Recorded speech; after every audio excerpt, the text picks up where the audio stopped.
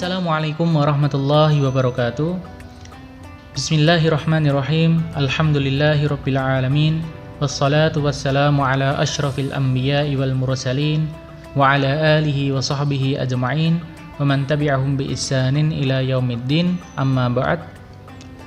Alhamdulillah, kita masih diberi kesempatan oleh Allah Subhanahu wa taala. Kita masih dipertemukan dengan bulan suci Ramadan, bulan yang penuh berkah dan maghfirahnya. Di bulan suci Ramadan ini, marilah kita senantiasa meningkatkan iman dan takwa kita kepada Allah Subhanahu wa ta'ala. Karena itulah tujuan as-siyamu fi Ramadan, sebagaimana yang Allah kalamkan di dalam surat Al-Baqarah ayat yang ke-183. Allah Ta'ala berkalam, A'udzu billahi minasyaitonir rajim. Ya ayyuhalladzina amanu kutiba alaikumus syiyamu kama kutiba alal ladzina min qablikum la'allakum tattaqun. Wahai orang-orang yang beriman, telah diwajibkan atas kalian as-syiyam, berpuasa, sebagaimana diwajibkan orang-orang sebelum kalian, la'allakum tattaqun, supaya kalian bertakwa kepada Allah. Dan di bulan suci Ramadan ini, marilah kita senantiasa memperbanyak amal ibadah kita, amal soleh kita, terutama membaca Al-Quran. Karena sungguh amat besar fadilah dan pahala orang yang membaca Al-Quran. Bahkan kita membaca satu huruf saja di dalam Al-Quran itu dinilai oleh Allah dengan 10 kebaikan. Karena Rasulullah SAW pernah bersabda, yang diriwayatkan oleh Al-Imam At-Tirmidzi, Man qara'a harfan min kitabillah falahu hasanatun wal hasanatu bi asyri amthaliha. La aqulu alifun harfun walakin alifun harfun, lamun harfun, wa mimun harfun. Rasulullah SAW bersabda, siapa saja yang membaca satu huruf di dalam kitab Al-Quran, maka dia mendapatkan satu kebaikan yang itu dinilai dengan 10 kebaikan. Kata alif lam mim itu bukan satu huruf, akan tetapi alif satu huruf, lam satu huruf, dan mim satu huruf. Maka sungguh sangat besar pahala orang yang membaca Al-Quran, wabil khusus di bulan suci Ramadan ini. Dan semoga amal ibadah kita di bulan suci Ramadan ini diridhai oleh Allah Subhanahu wa ta'ala. Amin ya rabbal alamin. Tayyib, sembari menunggu berbuka puasa, saya ingin sedikit menceritakan suatu kisah ahli puasa yang Allah angkat dan muliakan sebab amalan puasanya. Kisah ini diambil dari kitab An-Nawadir karya Syekh Syihabuddin Ahmad bin Salamah Al-Qalyubi rahimahullahu ta'ala. Diceritakan kisah sahabat Abu Yusuf yang makam beliau diziarahi oleh Rasulullah SAW dan sahabat berkat amalan puasanya. Beliau dikenal sebagai orang yang wara' dan bertakwa kepada Allah, meskipun orang yang mengenal beliau itu adalah orang yang fasik dan pendusta. Ketika memasuki 10 hari di bulan Dzulhijjah, sahabat Abu Yusuf ini sempurna menunaikan puasanya, meskipun beliau waktu itu berada di padang Sahara yang tandus. Bersama Abu Yusuf, beliau memasuki kota Turtus dan menetap beberapa lama di sana. Dan di tempat gersang itulah beliau wafat.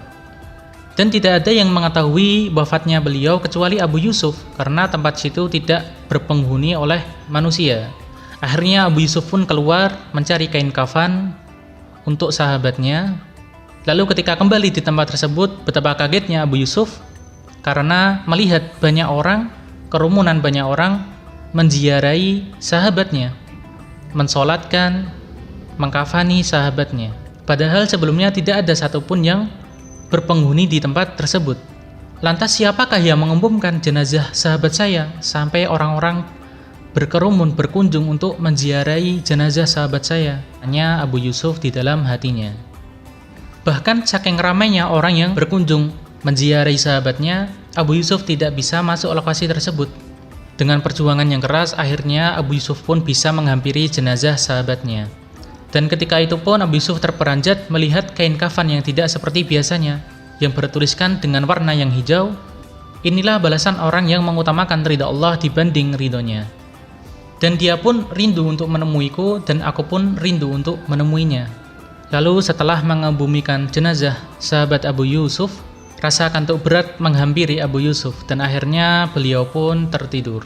Di mimpinya Abu Yusuf bertemu dengan sahabatnya yang ketika itu menunggangi kuda yang berwarna hijau dan berpakaian berwarna hijau dan memegang bendera di tangan kanannya. Lalu di belakang sahabatnya itu ada seorang pemuda tampan yang berbau harum. Dan di belakang pemuda ini ada dua orang tua yang diikuti satu orang tua dan satu orang pemuda. Lantas Abu Yusuf pun bertanya kepada sahabatnya, "Wahai sahabatku, siapakah pemuda yang di belakang engkau?"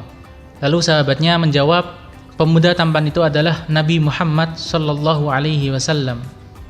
Dan dua orang tua yang di belakang Rasulullah itu adalah Sayyidina Abu Bakar dan Umar radhiyallahu anhuma. Dan orang tua dan satu pemuda itu adalah Sayyidina Utsman bin Affan dan Ali bin Abi Thalib radhiyallahu anhuma." Lalu Abu Yusuf pun bertanya kepada sahabatnya, "Hendak kemana mereka, wahai sahabatku?" Lalu sahabatnya menjawab, "Mereka ingin menziarahi kuburku. Dan aku pun orang yang membawa bendera di depan mereka." Lantas Abu Yusuf pun kagum, lalu bertanya kepada sahabatnya, "Wahai sahabatku, bagaimana bisa engkau mendapatkan kemuliaan seperti ini?" Lalu sahabatnya pun menjawab, "Karena aku memprioritaskan ridha Allah dibanding ridhoku, dan aku berpuasa 10 hari di bulan Dzulhijjah." Dan ketika itu pun Abu Yusuf tidak pernah meninggalkan puasa 10 hari di bulan Dzulhijjah. Masya Allah, begitu mulianya sahabat Abu Yusuf ini. Di dalam kisah ini kita bisa petik hikmah dan pelajaran untuk kita semuanya bahwa marilah kita senantiasa melakukan amalan-amalan yang nawafil, yang bersifat sunnah.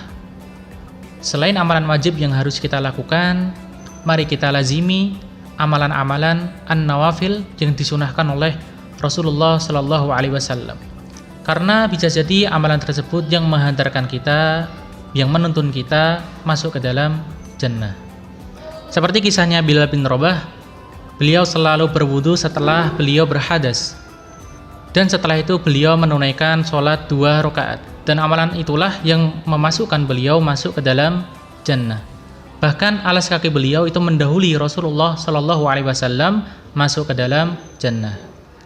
Orang Arab pernah berkata, "Man syabba 'ala syai'in syabba 'alaih." Siapa saja yang terbiasa dengan suatu amalan, dia akan terbiasa dengan amalan tersebut di waktu tuanya. Insyaallah kalau kita sudah terbiasa melakukan amalan kebaikan, di usia tua kita mudah untuk melakukan amalan tersebut. Dan semoga dari kisah ini membuat kita menjadi semangat untuk beramal soleh dan semangat untuk berpuasa bulan suci Ramadan dan puasa sunnah-sunnah yang lainnya. Tayyib la'alla yakfi minni wa akhiru kalami anilhamdulillahi rabbil alamin. Wassalamualaikum warahmatullahi wabarakatuh.